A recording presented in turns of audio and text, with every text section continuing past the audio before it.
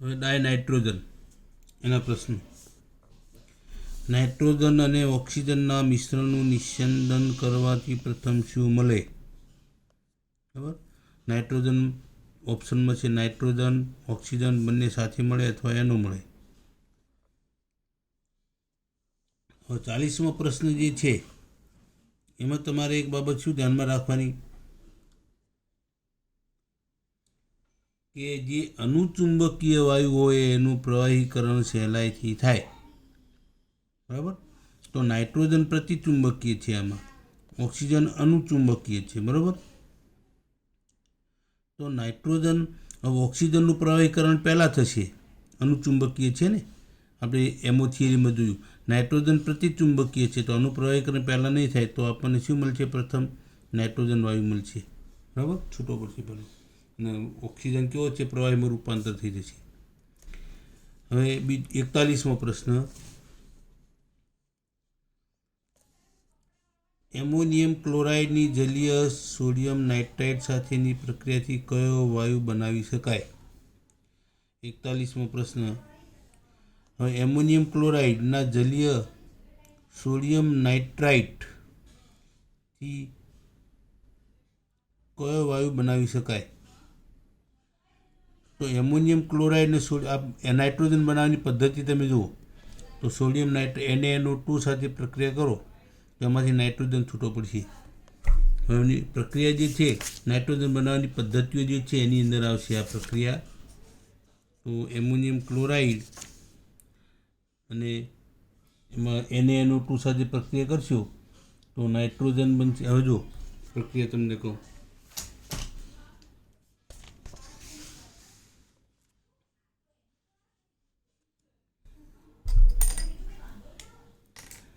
NH4Cl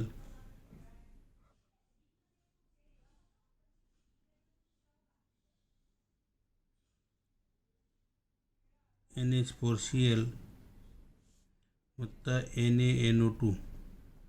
મેં તમને એક સિદ્ધાંત કહ્યો હતો કે હેલોજનને સોડિયમ પ્રત્યે પ્રબળ આકર્ષણ એટલે NaCl બનશે. પછી NH4NO2 જે છે એમાંથી હાઇડ્રોજન છે એટલે H2O બનશે વત્તા નાઇટ્રોજન વાયુ છૂટો પડશે. બરાબર. તો આમાં શું થશે? નાઇટ્રોજન વાયુ છૂટો પડશે, પાણીનો કણ ઉત્પન્ન થશે અને નાઇટ્રોજન વાયુ એટલે સોડિયમ ક્લોરાઇડ બનશે. તો આમાંથી કયો વાયુ બનશે? નાઇટ્રોજન. બરાબર. ત્રીજો પ્રશ્ન એટલે 43મો પ્રશ્ન. વ્યાપારી ધોરણે નાઇટ્રોજન કઈ પદ્ધતિ દ્વારા મેળવી શકાય? હવે વ્યાપારી ધોરણ એટલે જેમાં સસ્તો પડતો હોય તે. સસ્તો કઈ રીતે પડશે આપણને? હવામાં આપણને નાઇટ્રોજન 78% કુદરતે આપેલો છે તો આપણે હવામાંથી જ મેળવીએ ને. તો આપણે શું કરશું? હવાનું પ્રવાહીકરણ કરશું. હવાનું પ્રવાહીકરણ એટલે મેં તમને કહ્યું ને કે હવામાં નાઇટ્રોજન અને ઓક્સિજન મુખ્યત્વે છે તો પ્રવાહીકરણ કરશું. પહેલો પ્રવાહીમાં રૂપાંતર કોણ પામશે? ઓક્સિજન, કેમ કે અનુચુંબકીય છે. બરાબર. અને નાઇટ્રોજન પ્રવાહીમાં રૂપાંતર નહીં થાય તો બે અલગ પડી ગયા તો નાઇટ્રોજન અલગ કાઢી લો. બરાબર. તો હવાના પ્રવાહીકરણ દ્વારા મેળવી શકાય. આપેલ પૈકી બેરિયમ એઝાઇડનું આણ્વીય સૂત્ર કયું? બેરિયમ એઝાઇડનું આણ્વીય સૂત્ર, કેમ કે આપણે બેરિયમ એઝાઇડનો ઉપયોગ ક્યાં કરીએ છીએ? નાઇટ્રોજન મેળવવામાં. બરાબર. એટલે નાઇટ્રોજન મેળવવામાં આપણે જે ઉપયોગ કરીએ છીએ તો BaN3 ટ્વાઇસ આ એનું સૂત્ર છે. આનું તમે વિઘટન કરશો તો 3 મોલ નાઇટ્રોજન મળશે અને 2 બેરિયમ મળશે. એટલે બેરિયમ કેટલો? એક જ છે, બેરિયમ 1. અને કેટલા છે? નાઇટ્રોજન કેટલા મળશે? 3. N2 કેટલા મળશે? 3.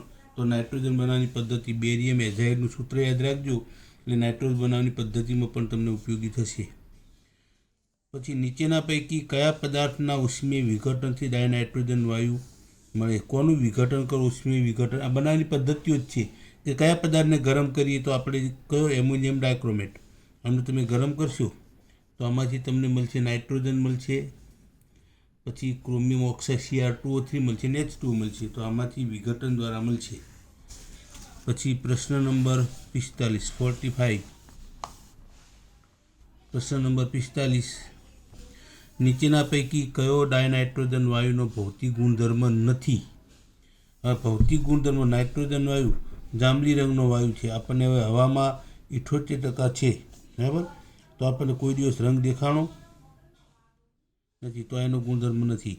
સ્વાદમાં તુરો, કોઈ દિવસ સ્વાદ લાગ્યો આપણે હવાનો નથી. અત્યંત ઝેરી વાયુ હોય તો 78% આપણે વાતાવરણમાં હોય તો આપણે જીવી પણ ન શકીએ. તો આપેલ તમામ એકેય ગુણધર્મ એનો નથી, બરાબર. કોઈ પણ ભૌતિક ગુણધર્મ નાઇટ્રોજનનો આમાં એકેય નથી. 46મો પ્રશ્ન, એમોનિયમ ડાયક્રોમેટને ગરમ કરતા તમને કહ્યું આમાં, બરાબર. એમોનિયમ ડાયક્રોમેટ મેં 44મા પ્રશ્નની અંદર જ કહ્યું. તો ક્રોમિક એસિડ અને એમોનિયા મળશે નહીં. નાઇટ્રોજન પહેલાં નાઇટ્રોજન શોધી કાઢો. નાઇટ્રોજન એક આમાં છે ને એક આમાં છે, પણ એમોનિયા તો નહીં જ મળે. નાઇટ્રોજન બનાવવાની પદ્ધતિ તો ક્રોમિક એસિડ નહીં મળે, ઓક્સાઇડ મળશે, Cr2O3.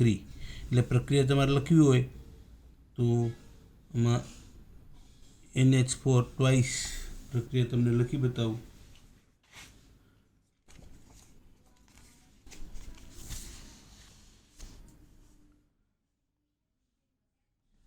NH4 twice Cr2O7 dichromate છે, એનું વિઘટન થાય તો આમાંથી એક નાઇટ્રોજન વાયુ ઉત્પન્ન થશે, વત્તા Cr2O3 મળશે, બરાબર. ક્રોમિયમનો ઓક્સાઇડ મળશે, એટલે આમાં +6માંથી +3માં રિડક્શન થશે અને વત્તા H2O મળશે, બરાબર. 2H2O સંતુલિત કરો તો 2H2O મળશે આમાંથી. તો આમાં શું મળશે? ક્રોમિયમનો ઓક્સાઇડ, બરાબર, અને નાઇટ્રોજન વાયુ મળશે. તો આમાં નાઇટ્રોજન વાયુ કયામાં છે? તો આ બંનેમાં. હવે એમાં કયામાં ક્રોમિયમ ઓક્સાઇડ છે? તો બી. જવાબ આવશે બી. 46માં બી.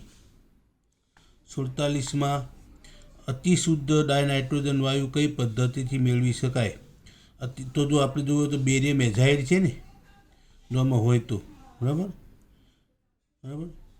છે. સોડિયમ અથવા બેરિયમ એઝાઇડનું ઉષ્મીય વિઘટન. કારણ શું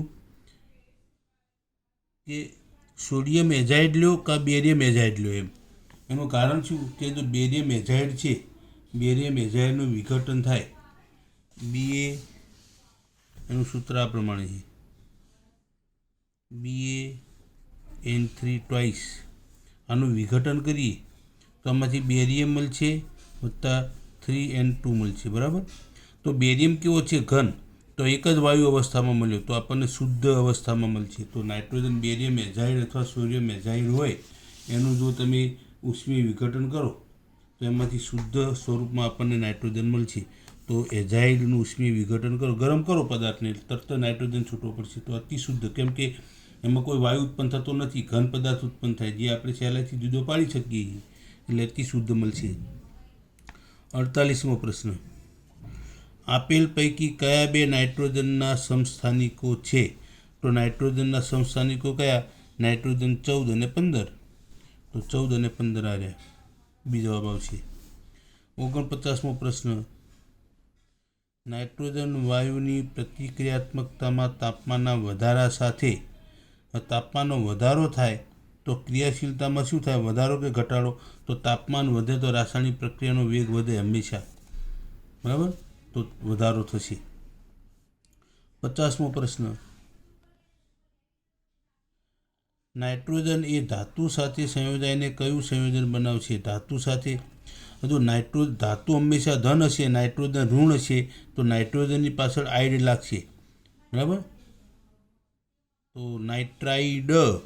50મો પ્રશ્ન જે છે એમાં નાઇટ્રાઇટ નહીં તો NO2 થશે.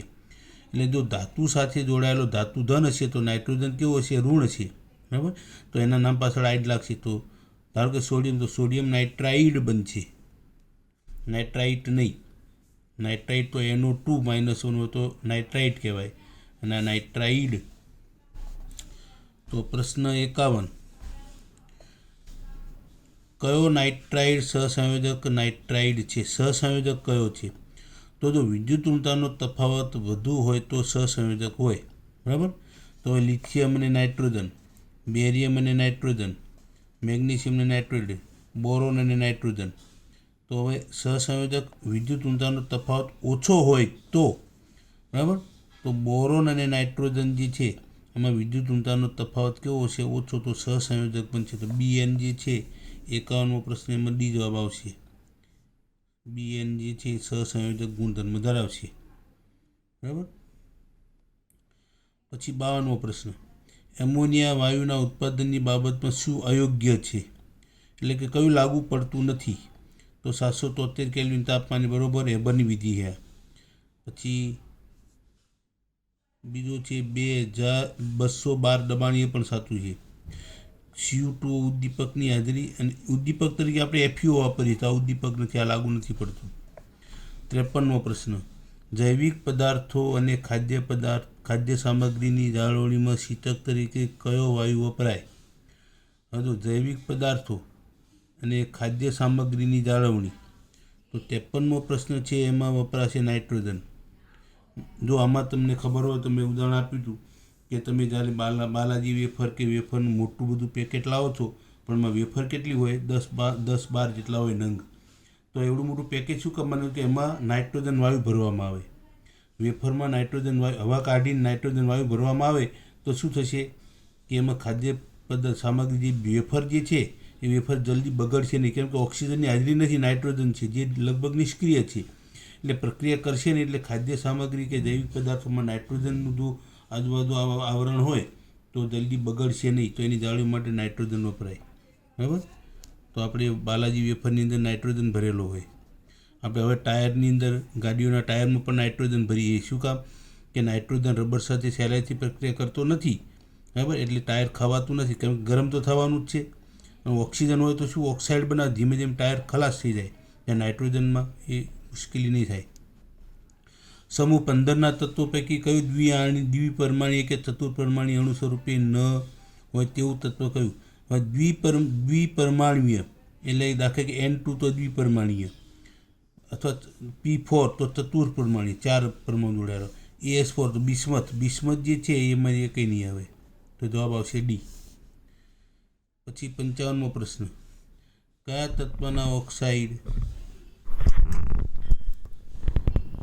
તત્વના ઓક્સાઇડ એસિડિક ગુણધર્મ ધરાવશે? તો અધાતુના એસિડિક હોય તો આમાં અધાતુ કયો? તો 55 શોધી કાઢો. નાઇટ્રોજન અધાતુ છે, તો નાઇટ્રોજન અધાતુના ઓક્સાઇડ એસિડિક હોય, એ યાદ રાખવાનું. બરાબર. ધાતુના ઓક્સાઇડ બેઝિક હોય. બરાબર. પછી પ્રશ્ન નંબર 56મો પ્રશ્ન છે, કયા તત્વના પેન્ટોક્સાઇડ દ્વિઆણ્વીય છે? તો ફોસ્ફરસના પેન્ટોક્સાઇડ જે છે એ દ્વિઆણ્વીય છે. તો 56મો પ્રશ્ન છે, કયા તત્વના પેન્ટોક્સાઇડ દ્વિઆણ્વીય છે? તો ફોસ્ફરસના દ્વિઆણ્વીય છે. આમાં જે આવતા હશે ને, આમાં NPS, SB, BI, આ સમૂહના તત્વો જે છે એના પેન્ટોક્સાઇડ નાઇટ્રોજન સિવાય બાકીના બધા પેન્ટોક્સાઇડ દ્વિઆણ્વીય છે. બરાબર. તો આપેલ તમામ આવશે જવાબ. દ્વિઆણ્વીય એટલે શું થાય કે ફોસ્ફરસ પેન્ટોક્સાઇડ એટલે P2O5. બરાબર.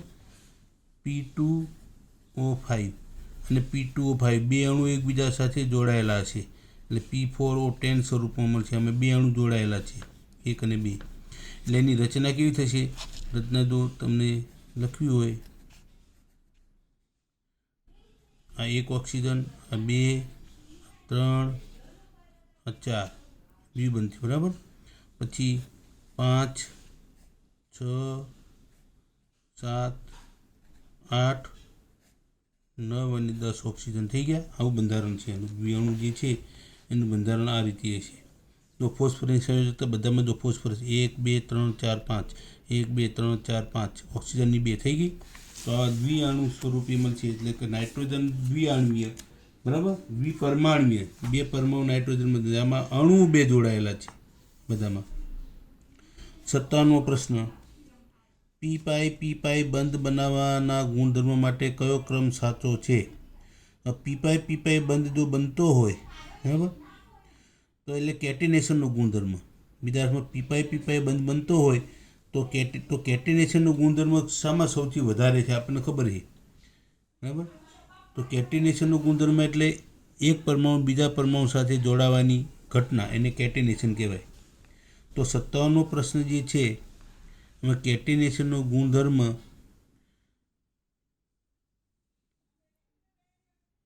ક્રમ કયો સાચો અથવા તો કયા કેટિનેશનનો ગુણ કયા ક્રમમાં ઘટે છે? તો આમાં NPASSBBI પહેલાં તો ક્રમ શોધી કાઢો, બરાબર. તો 57મા પ્રશ્નની અંદર તમે આમાં NP આ ક્રમ સાચો છે, ઉપરથી નીચે તરફ જઈએ, બરાબર. તો નાઇટ્રોજન બીજા જોડા છે, ફોસ્ફરસ. તો આમાં કેટિનેશનનો બિસ્મથ ધાતુઓ કેટિનેશનનો ગુણધર્મ સામાન્ય રીતે આપતી નથી, તો કેટિનેશનનો ગુણધર્મ આમાં ઘટતો જ હશે, તો આ સાચો ક્રમ છે, બરાબર. પીપાઈ બંધ બનાવવાનો સાચો ક્રમ આ. 58મો પ્રશ્ન, MH3 પ્રકારના સમૂહ 15ના ટ્રાયહાઇડ્રાઇડમાં બિનઝેરી કયું? તો પહેલું તમને ખબર છે કે એમોનિયા બિનઝેરી છે, બાકી જો આ ઉંદર મારવાની દવામાં વપરાય આ બધા ઝેરી, તો આ બધા ઝેરી છે. તો પહેલો જે છે એ બિનઝેરી છે, હવે એમોનિયા બિનઝેરી છે, બાકી બધા ઝેરી છે. નાઇટ્રોજનના 59મો પ્રશ્ન, નાઇટ્રોજનના એક સિવાયના NF3 એટલે કે NF3 સિવાયના બીજા હેલાઇડ કઈ રીતે વર્તે છે? તો NF3 સિવાય બાકીના કઈ રીતે વર્તે છે એમ? તો પ્લાસ્ટિસાઇઝર, વિસ્ફોટક, એન્ટીઓક્સિડન્ટ કે ઉદ્દીપક. હવે એન્ટીઓક્સિડન્ટને એ બધા આપણે છે ને પોલિમરમાં ઉપયોગ કરીએ છીએ. નાઇટ્રોજનના જે હેલાઇડ છે એ એન્ટીઓક્સિડન્ટમાં નથી વપરાતા, વિસ્ફોટક તરીકે વપરાય, ઉદ્દીપકમાં નથી આવતા કે પ્લાસ્ટિસાઇઝરમાં નથી આવતા. તો એટલે પ્લાસ્ટિસાઇઝર એટલે શું કે પોલિમરને નરમ બનાવવું હોય તો જે પદાર્થ ઉમેરવા પડે એને પ્લાસ્ટિસાઇઝર કહેવાય. પછી સૂર્યપ્રકાશમાં જેનું વિઘટન થતું અટકાવવું એમાં જે પદાર્થ ઉમેરવામાં આવે એને એન્ટીઓક્સિડન્ટ કહેવાય, બરાબર. અને ઉદ્દીપક તો તમને ખબર છે, બાકી રહ્યો વિસ્ફોટક, તો વિસ્ફોટક તરીકે વર્તે. NF3 કે આમાં બંધ પ્રબળ છે એટલે સહેલાઈથી વિઘટન નહીં થાય, બાકીને વિઘટન થાય એટલે વિસ્ફોટક તરીકે વર્તે. 60મો પ્રશ્ન, નાઇટ્રોજન અને બિસ્મથ સિવાયના સમૂહ 15ના તત્વો વચ્ચે ખાલી જગ્યા બંધ રહે છે. નાઇટ્રોજન અને બિસ્મથ સિવાયના સમૂહ 15ના તત્વો વચ્ચે કયો બંધ રચાશે? તો ત્રિબંધ, દ્વિબંધ, એકલ બંધ. કીધું નાઇટ્રોજનમાં કેવો બંધ છે? ત્રિબંધ. અને બિસ્મથ સિવાયના સમૂહ બિસ્મથની અંદર બિસ્મથમાં કેવો બંધ છે? બિસ્મથમાં કોઈ એવો બંધ નથી, ધાત્વીય બંધ છે, બરાબર. તો બાકી બધામાં કેવો બંધ આવશે? એકલ બંધ આવશે. 60માં જવાબ આવશે સી, એકલ બંધ આવશે. પછી 61મો પ્રશ્ન, કયા તત્વ ડી પીપાઈ બંધ રચી શકે? એટલે કે ડી કક્ષકનો ઉપયોગ કરશે અને પી કક્ષકનો ઉપયોગ કરશે અને પાઈ બંધ બનાવશે. તો આર્સેનિક, ફોસ્ફરસ બધા બનાવશે. આર્સેનિક બનાવશે, ફોસ્ફરસ બનાવશે, એસપી બધા આવશે, બધા. 61માં આવશે ડી. સમૂહ 15ના તત્વોના કયા સંયોજનો લિગેન્ડ તરીકે વર્તે? સમૂહ 15ના તત્વોના કયા સંયોજનો લિગેન્ડ તરીકે વર્તે? તો C2H5 આર્સેનિક,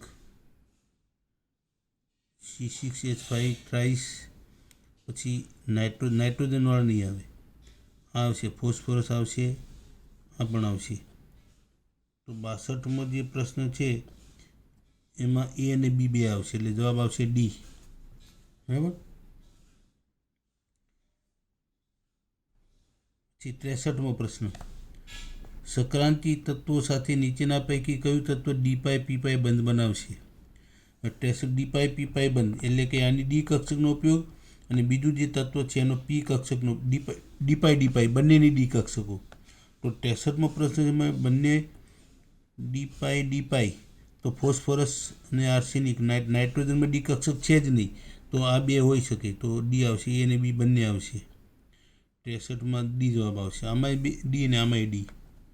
64મો પ્રશ્ન, નાઇટ્રોજનની -3 ઓક્સિડેશન સ્થિતિ દર્શાવતું આયોનિક સંયોજન દર્શાવો. -3 ઓક્સિડેશન અવસ્થા દર્શાવતું આયોનિક એટલે જેમાં વિદ્યુત ઋણતાનો તફાવત વધારે હોય તો આયોનિક બંધ બનશે, બરાબર. તો વિદ્યુત ઋણતાનો તફાવત શેમાં વધારે છે? તો નાઇટ્રોજન, આ બે અધાતુ, આ બે અધાતુ, આ ધાતુ ને અધાતુ. તો આમ ધાતુની વિદ્યુત ઋણતા ઓછી એની વધારે, તો બે વચ્ચે કેવો છે? આયોનિક બંધ હશે, બરાબર. તો આ તમારે યાદ રાખવાનું, વિદ્યુત ઋણતાનો તફાવત જેમ વધુ હશે તેમ આયોનિક બંધ બનશે. તો એક ધાતુ હોય અને બીજો અધાતુ હોય તો વિદ્યુત ઋણતાનો તફાવત વધારે છે તો આયોનિક બંધ બનશે, બરાબર. આ બધી બાબતો યાદ રાખશો, તમને બહુ અઘરા નહીં પડે આ પ્રશ્નો. પછી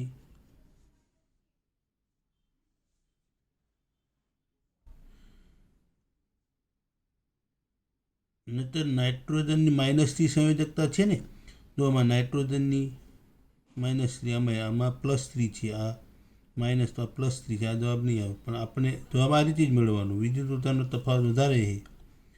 બરાબર. 65મો પ્રશ્ન. નાઇટ્રોજન અને બિસ્મથના પેન્ટાહેલાઇડ બનતા નથી કારણ કે હજુ નાઇટ્રોજનમાં તો ડી કક્ષક છે જ નહીં. બરાબર. જ્યારે બિસ્મથમાં નાઇટ્રોજનનું પરમાણુ કદ ઘણું નાનું છે અને બિસ્મથનું પરમાણુ કદ મોટું છે. કદ ઉપર આધારિત નથી. નાઇટ્રોજનમાં ડી કક્ષક નથી, સાચું. જ્યારે બિસ્મથમાં 6s2 ઇલેક્ટ્રોનની નિષ્ક્રિય યુગ્મ રચના ઘણી વધારે, એટલે આ નિષ્ક્રિય યુગ્મ, એટલે આમાં કેવો બંધ બનશે?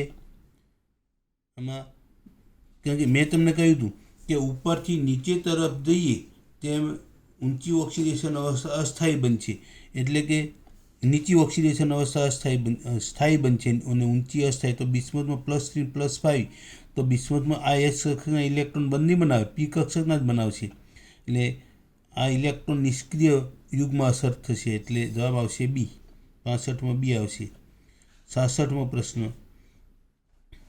અતિશુદ્ધ નાઇટ્રોજન વાયુ મેળવવાની પ્રક્રિયા કઈ? અતિશુદ્ધ મેં તમને પહેલાં કહ્યું, બેરિયમ એઝાઇડનું વિઘટન કરો એટલે અતિશુદ્ધ મળશે.